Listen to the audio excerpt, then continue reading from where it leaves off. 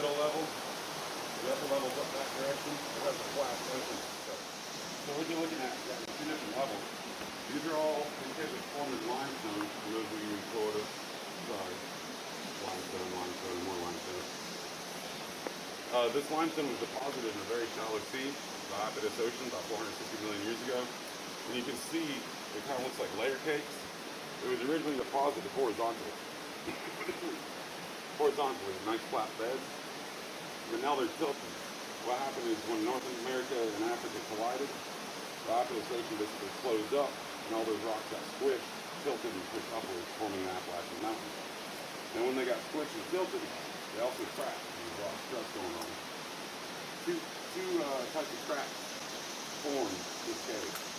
One is a fault line, which is really fun to understand that this cave is actually following the fault line almost directly. A lot of people kind of get stressed out by that, like you're going to go underground and follow the fault. Well, it's 250 million years ago. There have been no earthquakes in this cave. We do have earthquakes in East Tennessee, as nuclear people I might actually know a lot about. They're real minor though, 1.2, 2.1. I think we had a 4.2 a year back or so that more than 50 miles. Really minor stuff that people don't even know picked up on seismometer. And that's mainly due to sediment. Erosion in the mountains and everything, and things pop up. So the way these formed is once you crack with the water in them, these are known as phreatic caves, and much like the caves in Florida now, they form completely underwater, below the groundwater table and full. They have to be in order to form a cave. Well, there's no water here now, so where'd all the water go? That river that we passed on the way up to, as it erodes inside down into the earth and drops deeper and deeper, it actually draws the water table down with it. As the water table drops, it exposed cave passage.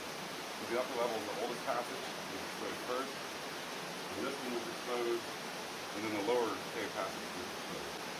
Through the dye tracing studies I've been doing in this cave, there's evidence that there's actually a fourth level, but it's still completely submerged. It springs up in the middle of the cave and goes close. Is there a timing, like how long that this middle level was open versus the? We have nothing for that. Okay. In this case. The Cumberland Plateau caves that are similar to this, Apollo fault lines and such, they are dated between 1.5 to 2.5 million when they opened up. The reason we get to here is the quartz, which is all limestone. Quartz, when it's exposed to sunlight, absorbs beautifully high, one of those things. And then once it's buried, it radiates those things out, and you can actually measure how long it's been buried. So what they'll do is they'll use quartz pebbles to take the stream disappears into the cave system. And once they're in the cave system, they start to decay. And they can get a minimum age. How long has that quartz been in the cave, therefore at least the cave system got old. Okay. This cave, Okay. yeah, this would be 1.5 to 2.5. This thing is old. Again, you can't make the calcite to do, so I know it's at least 750,000 years old formation. Small. The big one, I don't know how they built, probably you have to bring in a gas powered vehicle. As far as safety goes, for those of you who have been in here, you'll remember it is very slippery. Like you're gonna feel like you're wearing roller skates on swivels, legs go every which way. You're also gonna find out that your clothing sticks are blue. If you can stand on a 45-degree slope on your butt, bounce up and down and hardly move, and then you stick your feet down and take off. So, all that said, do not walk downhill with your toes pointed ahead of you. If you slip, you're going backwards, and you can land on the back of your head and not get over that thing. I'm going to be in the front. Alex will be in the back. Don't get behind Alex. I'll make sure you don't do that. Especially don't get in front of me, because I'll tell you there will be times where I'm going to spotlight and stuff. Go for it. So as long as I have fun, and it's not going to say stuff in front of me. There are some locations where I'll get your attention, but be very specific instructions on how to do something. Are there any questions? Alright. Well, go ahead and turn on your lights. Stalagmites. When they grow together, they're called a column. When they flow across the ground, like this one has, it's called flowstone. When it's kind of round, it's called popcorn. When it's round and sharp, it's called coral. A little cave cricket right there. It's got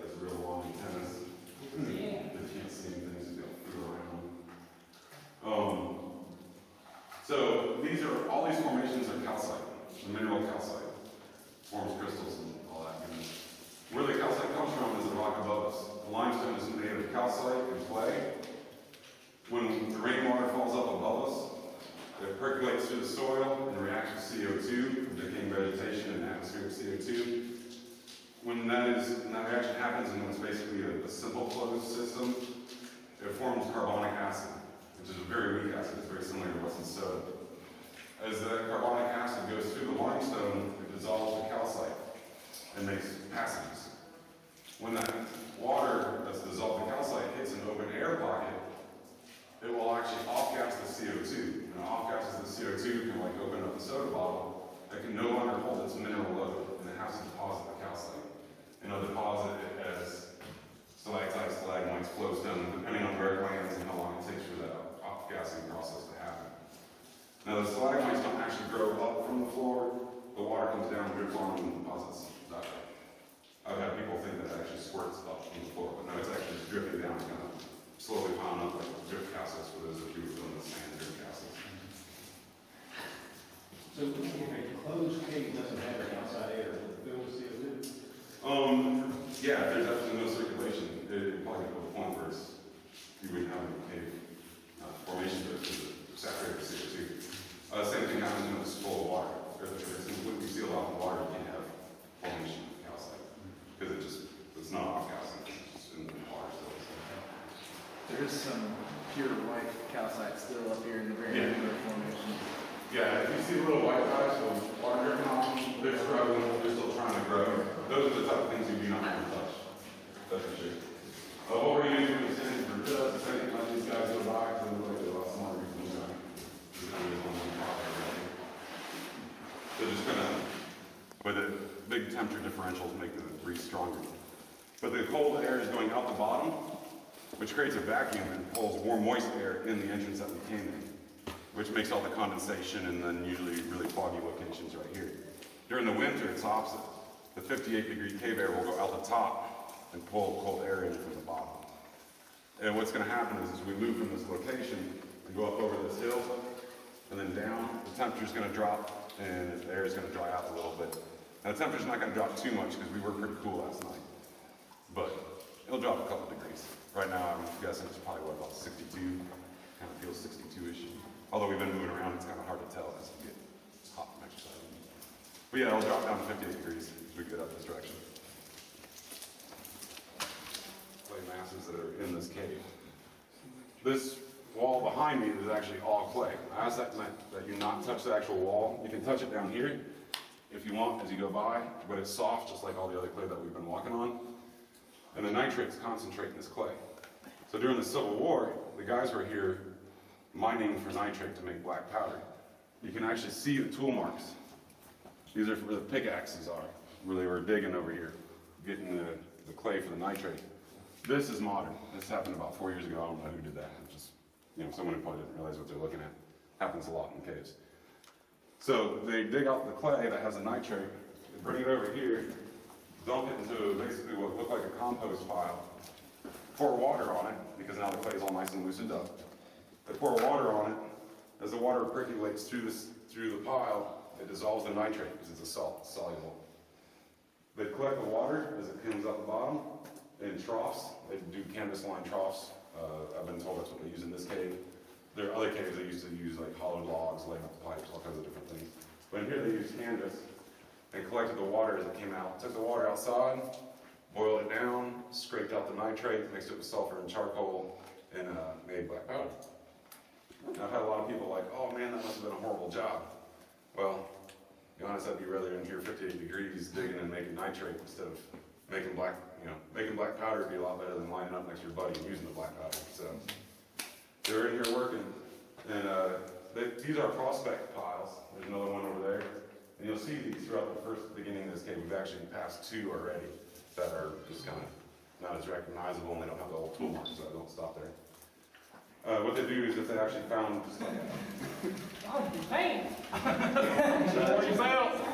I've heard that many times, people coming through this thing. My pants! Oh, lost my pants. I was exploring a cave Grand Caverns up in Virginia that a new discovery in 2005. This passage, it's just ridiculous. It's 9.5 inches high, about 4 feet wide. I didn't pay for this, huh? And I have to do it with my helmet off with a flat hat. But once I got back there, it's like total 300 foot of crawling, 20 foot of it really short. And there's this, they call it toilet trap. You have to crawl down and then up, and it's short, so your body has to bend as you do it. It's very, very uncomfortable. But we got way back in there, and we're doing some surveying and some researching. And there's a spot that wasn't on the map that had been made, because the map actually, like, it's really cool, because the map goes, and then it just stops. There's little dotted lines that just continue. And those are like, well, we saw it, but no one measured it, we don't know where it goes. It's like, awesome. So I was out in that section. And I found this hole that went down, but I could actually stand and scoot, so it was more like a boss. I was scooting down, and there's a formation in my way, and I was like, well, I could get over it if I just kind of like stick my body in the rock with this weird cartwheel. And as I did that, it was working really well. I heard a tear. My pocket had snagged the stalagmite.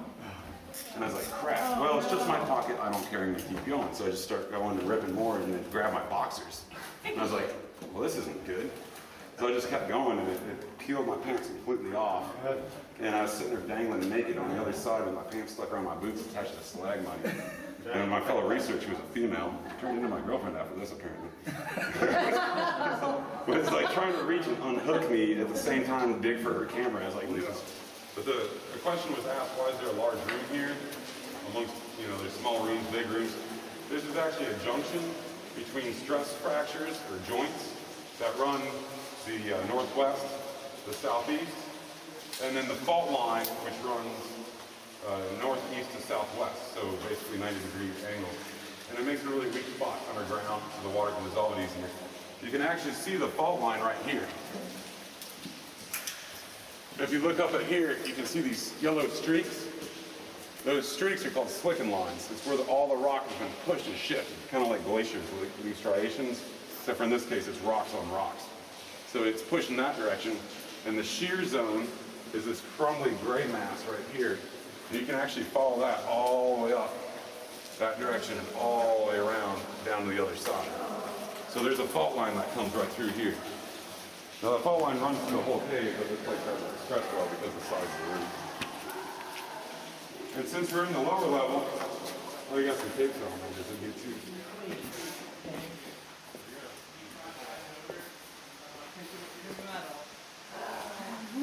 I made it.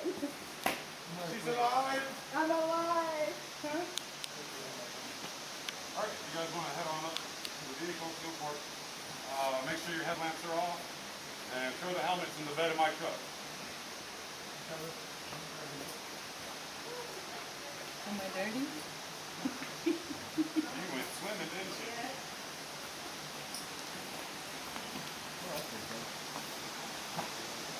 We made it, we're alive.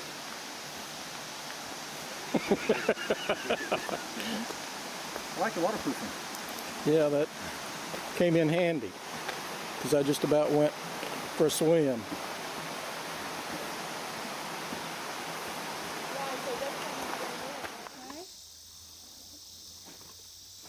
All right, see if that works. Their backsides look pretty good. So you should turn around and touch the ground. Spread them.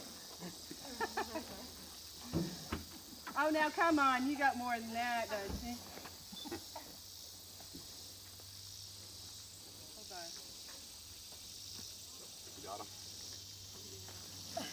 It's delayed. It's probably taking like a back. I have it set for the cave. Longer exposure. Yeah. I can set it for it to